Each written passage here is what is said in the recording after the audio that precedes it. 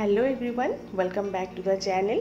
আশা করব প্রত্যেকে তোমরা খুব ভালো আছো, সুস্থ আছো। তো সকাল সকাল বাজারে যাওয়া হয়েছিল। বাজার থেকে প্রীতম এক গাদা বাজার করে নিয়ে এসছে, কারণ বাড়িতে আজকে একটা ছোটোখাটো অকেশন বলতে পারো। কারণ আজকে বাড়িতে প্রথমবার স্নেহাস্মিতা আসবে। স্নেহাস্মিতা হচ্ছে আমার ননদের মেয়ে, সদ্য হয়েছে, ওর 4 মাস বয়স হলো। তো যাই হোক, সকাল সকাল তো মাটনটা ভালো করে ধুয়ে আমিও রেডি করে নিয়েছি, ম্যারিনেট করে নিয়েছি সুন্দর করে। আর টক দই, লঙ্কা বাটা, নুন, হলুদ আর সর্ষের তেল দিয়ে এটাকে ম্যারিনেট করেছি। দেখো টক দই আর লঙ্কা বাটার পাশাপাশি কি সুন্দর দেখতে লাগছে না? যাই হোক, এটাকে এবার খুব ভালো করে ম্যারিনেট করব। তারপর এটাকে প্রায় ঘন্টা 2-3 রেখে দেবো, কারণ তার আগে আমাকে আর অনেক কাজ করতে হবে। কারণ মাছগুলোও এসছে, ওগুলোকেও আমাকে এবার ক্লিন করতে হবে।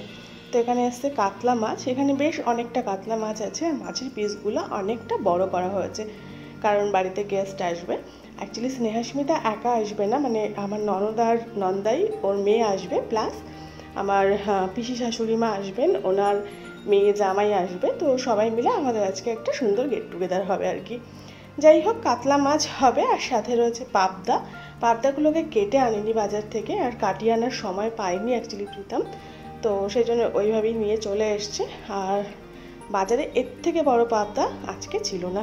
তো যাই হোক, পাবদা মাছগুলো এখন ভালো করে আমি কেটে কুটে পরিষ্কার করে নেব। আর এদিকে কাতলা মাছের পিসগুলো আমি সব রান্না করিনি, কারণ অনেকটা মাছ ছিল, তো পিঠের মাছগুলো ভালো দেখে বার করে নিয়েছি। তো চলো এবার পাবদা মাছগুলো ভাজবো। ভালো করে নুন হলুদ মাখিয়ে নিয়েছি। আর পাবদা মাছ কিন্তু ভাজার সময় খুবই জোর ফাটে, তো সেই জন্য আমি কি করেছি, এটাকে তাওয়ায় ভেজেছি। তাওয়ায় ভাজলে অত একটা ফাটে না। তো চলো, পাবদা মাছ ভাজতে ভাজতে এদিকে আমি করে নিয়েছি কাতলা মাছের মশলাটা, সুন্দর করে ভেজে ভুজে নিয়েছি। তো এর মধ্যে এবার সুন্দর করে কাতলা মাছ ছেড়ে দেবো। ঝোলটা ফুটে গেলেই রেডি হয়ে যাবে আমার কাতলা। আমি পুরো রেসিপি শেয়ার করতে পারছি না, কারণ এত লোকের রান্না, তো সেই জন্য একটু তাড়াহুড়ো রয়েছে আর কি। তার পাশে পাবদা মাছের মানে সর্ষে পাবদা হবে। এখানে আমি সর্ষে, পোস্ত আর টক দই দিয়ে সুন্দর করে একটা পেস্ট করে সেটাকেও সুন্দর করে কষে নিয়েছি।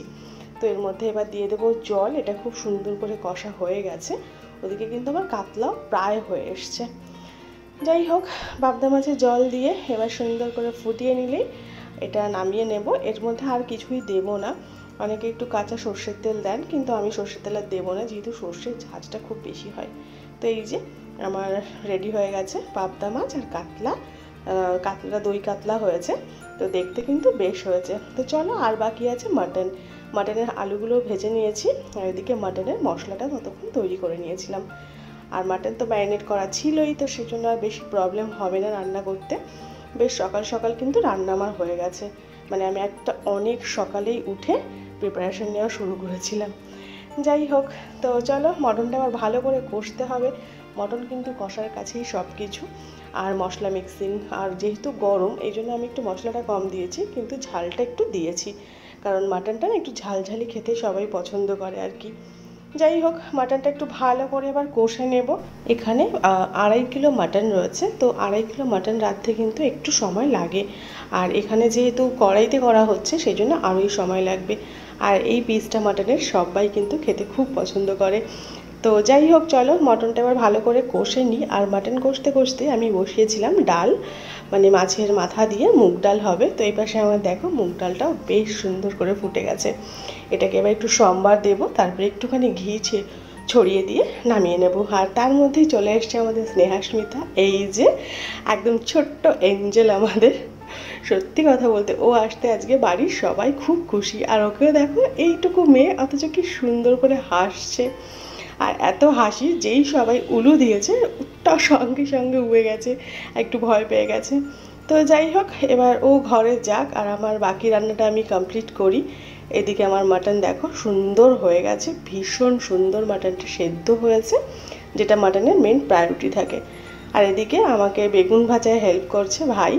ও এসে আমাকে বললো যে আমি বেগুনটা ভেজে দিই, তুমি আর রান্নাঘরের থেকে এবার বেরো। তো এই যে আমার ডালের ফাইনাল লুক, দেখতে আমার একটা খিচুড়ির মতো হয়ে গেছে। আর এই যে আমার মাটন, যেটা শিফট করে নিয়েছি বাটিতে। এবার শুধু পাঁপড়টা ভাজবো, ভেজে সবাইকে খেতে দিয়ে দেবো। আর ওদিকে আমাদের স্নেহাস্মিতা তো ঘরে রয়েছে, তো ওর সঙ্গেও গিয়েও কিছুটা সময় কাটাতে হবে। তো চলো, ভিডিও আজকে এখানে শেষ করব। কেমন লাগলো আজকের ভিডিও কমেন্ট বক্সে জানিও। আর সবাই এখানে দেখো আড্ডা মারছে। কিন্তু আড্ডা মারলেও আড্ডার মূল কেন্দ্রবিন্দু কিন্তু ইনি। তো যাই হোক, চলো, স্নেহাস্মিতার জন্য অনেক ভালোবাসা, অনেক আশীর্বাদ রইল, ওর লাইফে অনেক বড় হোক। তো এখানে আজকের ভিডিও শেষ করলাম। কেমন লাগলো কমেন্ট বক্সে জানিও। দেখা হচ্ছে আবার পরের ভিডিও। ততক্ষণ ভালো থেকো, সুস্থ থেকো, টাটা।